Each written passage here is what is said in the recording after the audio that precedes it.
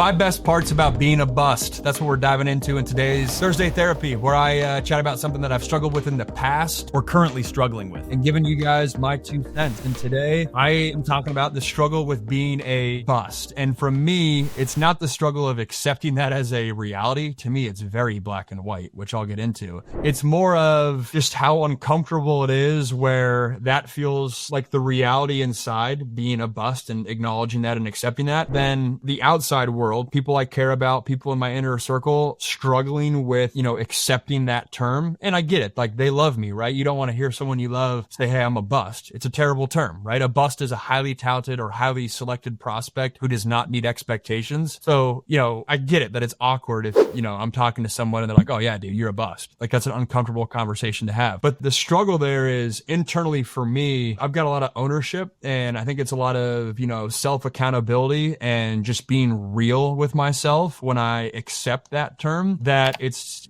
tough when, I post, and you may have seen this topic on Instagram for those of you guys that follow me there, when I post things and people get real defensive. People don't like the word failure and they don't like the word bust. And I get it, right? They're uncomfortable words. But to me, again, it just feels real. I feel a sense of ownership when I acknowledge the reality of that situation, because the line I always use is, if I'm not a bust, well, then who is? And I've been around those dinner table conversations or at the bar conversations where someone's saying, Daniel Jones is a bust. Jamarcus Russell's a bust. Brady Quinn in the NFL is a bust. Johnny Manziel is a bust. And I'm sitting there like, literally, they tell it to me. I'm like, dude, if those guys are a bust and they made millions of dollars that changed the trajectory of their life and they did not have the expectations that I had coming out of high school, well, then what does that make me? To me, you can't have it both ways. The point of the struggle here is not the ownership of it, but just as time goes on, I feel bad when I say, hey, I'm a bust. It almost has the assumption that then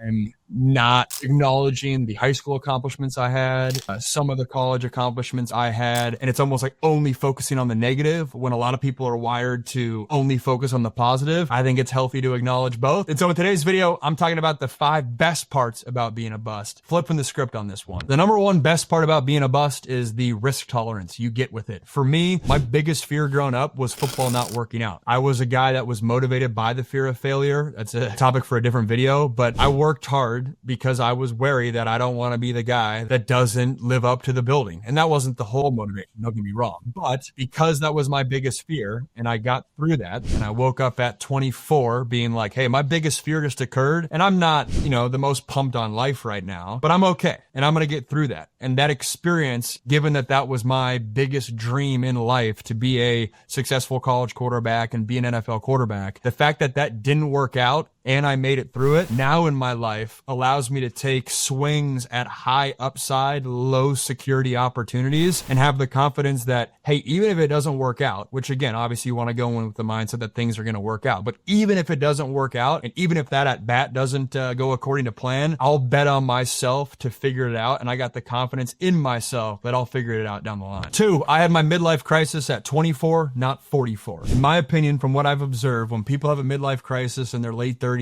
early to mid 40s, it's because their life stops progressing on the linear path it's been on their entire adult life. Here's what I mean. From 18 to 22, you go to college. From 22 to like 27 or maybe even 30, you're on kind of the corporate climb ladder. You get married, you get that first promotion, you maybe have your first kid, you're getting into your 30s, mid 30s, you get that second promotion, and then something happens where you either wake up one day and it's like, is this it? Or you get fired from your job, you get laid off, or you get some, big life event. And then that kind of sparks this figurative or literal midlife crisis scenario. For me, I had that at 24 when my entire life I was quarterback max. And then at 24, I'm hanging up the cleats and having to find a new identity, find a new calling, find what I want to do with my life, and just everything that comes with the athlete to normal person, career, and life transition. And so in that one aspect, obviously hanging up the cleats was not fun, but in that one aspect, aspect, it was a blessing that a lot of the midlife crisis factors, I think I had to figure out at 24, 25, 26, and not 44, 45, 46 with two little kids. I'm already 20 years down a certain career path. At that point, it's really hard to pivot and kind of reinvent yourself, or much more difficult. And I look back and again, 15 years from now, I think I'll be grateful in this one aspect that I kind of had the rug pulled out from underneath me and I had to figure it out. The third best part about being a bust is it allowed me to take advantage of my 20s, which is similar to the midlife crisis thing, but here's where I'm coming at it from. At 24, you hang up the cleats. At that point, I had a serious girlfriend that ended up becoming my wife, but I'm able to move across the country and live in New York for a year working a minimum wage job. Can't really do that at 30, or it's much more difficult because, as we all know, at 24, you kind of lock in, or you get going down a certain career path. At 27, 28, you start getting that first promotion, and while people are getting married, some of your friends are having kids, and if you have a career where you're playing sports and you're entering the workforce at even 28, 29, 30, I always say it's a blessing with football is it either happens for you in those first 18 months or it doesn't. And some guys go to the CFL and go the arena route, and sure, there's outliers, but for the most part, you kind of have that 18-month window after your final season of college football to figure it out, or, the game kind of ends for you. Versus if you're a baseball player or a golfer, dude, I know people that, they're down that road for 6, 7, 8, 9, 10 years because every single year when you're watching the PGA Tour, there's some golfer that gets his big break at 32. And to me, that would mess with my head. That's really tough. And the fact that football is not that way, you either make it right away or you don't, is a blessing in disguise. But taking advantage of my 20s, was able to move out to New York, take a minimum wage job. I was able to kind of mess around and dabble with YouTube at 24 years old, which, hey, at 30 or at 32 with a kid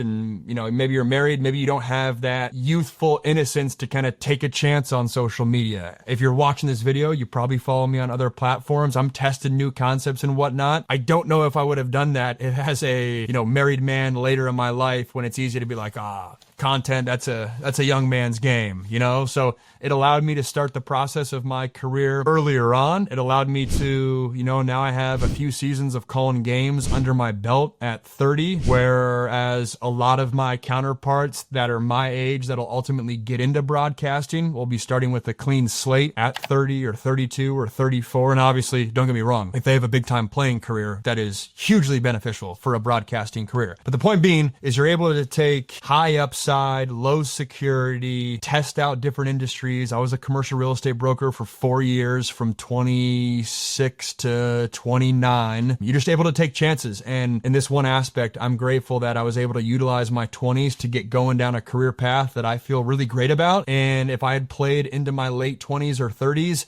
the pressure to kind of pick a career path, start making money as all your peers are making money around you, that pressure gets cranked up in a hurry. And utilizing my 20s was a blessing. 4, being a bust hardened me, which harden usually has a negative connotation, and I get it. It usually can mean people are bitter and closed off and resentful. Don't get me wrong, it's a slippery slope, but I do think it doesn't always have to have a negative connotation, and it has led to some positives for me in my perspective of how I approach the world, knowing that pitfalls are going to happen. That's just a reality of life. You're going to try things and they're not going to work out. Even if you have the perfect plan, which for me in my football career, I always say I had this equation where if I outwork everyone and I treat people right, then things are going to work out for me. And I'm not perfect, but I very much was a show up early, stay late kind of guy, work like a walk-on mentality, and things didn't work out for me. The work didn't come to fruition. I didn't have success or sustained success on the football field. And coming to grips with that harsh reality, the harsh reality of, for me, I would do shoulder exercises every night before bed, whether I was coming home from a frat party drunk or if I was in 8th grade after a school dance or something. I was doing shoulder exercises because I knew all my brothers had shoulder labrum issues. And as a quarterback, I knew that was my livelihood. So I was like, hey, I'm going to do everything I can to prepare against that. And sure enough, what would end my football career is getting sacked and getting a shoulder injury. That messes with your head, but it also gives you perspective that life's going to have pitfalls. Things aren't always going to work out for you. You're going to have setbacks, and it gives you that experience to know that you can work through those and you're not going to get blindsided by those. And I totally get that, there's a lot more serious stuff in the world than quarterbacking not working out. I get that. and knock on wood, God willing, hopefully, nothing happens. But the point of this is I've had the perspective that even if you have the mindset that things are always going to work out and you have this equation with how you approach things in life, I've seen the other side for that, which then has prepared me for the realities of life. The fifth and final best part about being a bust is it's taught me how to deal with criticism. I mean, no doubt about this one. I was a commercial real estate broker for 4 years, and there were times when a superior would get on you, and I could see when it happened to other people, right? It rattles them the rest of the day or maybe the entire rest of the week. But for me, when you compare getting chewed out by a real estate superior compared to getting chewed out by your head coach when you throw an interception in front of your whole team, when fans are watching and whatnot, nothing even compares to that. I'll never forget when I was transferring from USC to Pitt, there was a article I read. I was having a piece of pizza. It was like the week before I left. And there was a student newspaper writer that wrote an article. Basically, the thesis was if Max Brown never started at USC would be playing for the national championship game. This is when I think we had already declared that we were going to play for the Rose Bowl. And for those that don't know, we started 1-2 at USC. They made the switch to Darnold, and then we won 9 out of 10 games from there on out. But to see that article, to know that that was going to the whole school, to know that you put your, so much work into that, for then a core takeaway after the regular season to be like, what could have been if this Brown character never started. Like, that is real criticism that hits deep. In my life today, I get criticism all the time on my social media posts for my forehead or the baggy shadows under my eyes or whatever it might be. And I kind of pride myself on leaving those comments up because I view it as somewhat of an internal test to myself that, like, hey, if I'm letting that little troll comment get to me, then I have self-work that I need to do. So I leave them up for that reason, and also because, again, it's a whole different beast when you're coming home from practice after getting benched at USC, turning on Russillo and Cannell while they're breaking down how dumb of a decision it was by Clay Helton to start me. That's real criticism. Getting chewed out one-on-one by a real estate superior, it's nothing. Being a bust helped me deal with criticism. Let me show you guys this article real quick. It's behind me on all the content that I've filmed, but I don't know, a lot of you guys might have ever seen it. Not sure if it's going to be backwards, but either way, I keep it up there as, a little daily reminder, daily motivation. But anyways, if you guys like this video, hit that like button down below, subscribe to the channel as well. I've been having a lot of fun with this Thursday therapy session. It's fun to take you guys inside my brain and my life in a way that you might not be getting with more of my football breakdowns. So please drop a comment if you're enjoying this series. This is the 3rd episode, so there's 2 other ones. The baseball one from last week is really good from a content creation perspective, so go check that out.